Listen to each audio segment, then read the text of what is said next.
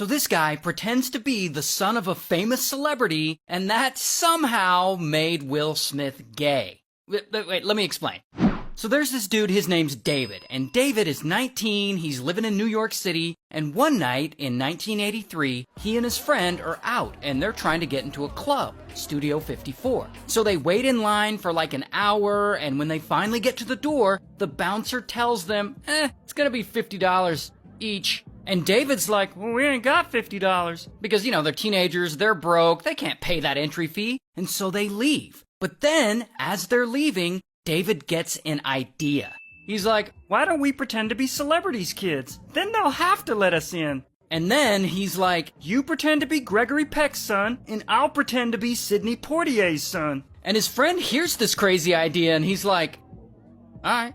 Now, if you don't know, Sidney Poitier is an actor, and this is 1983, so he's super famous at this time. He's the first black actor to win the Oscar for Best Actor, so his name carries a lot of weight during this period. And so David and his friend, they get back in line, and it takes like an hour and a half for them to get to the door again, and somehow the bouncer doesn't recognize them. And David tells them that they're the sons of these famous actors, and just like that, boom, the bouncer ushers them into the club. And let me tell you, this club is poppin', so everyone is looking good, and there are celebrities and famous people everywhere. This is the kind of life David has always wanted. And immediately, he's like, well, I gotta keep doing this. And that's what he does. 'Cause 3 days later, he tries again. He walks into a nice bistro and he tells the doorman that he wants a table for two because his dad, Sidney Poitier, is going to be joining him later. And kaboom, they immediately give him a table, and the restaurant staff is all nice to him, and they're giving him immaculate service. He's ordering all this food, and they send over free drinks to the table.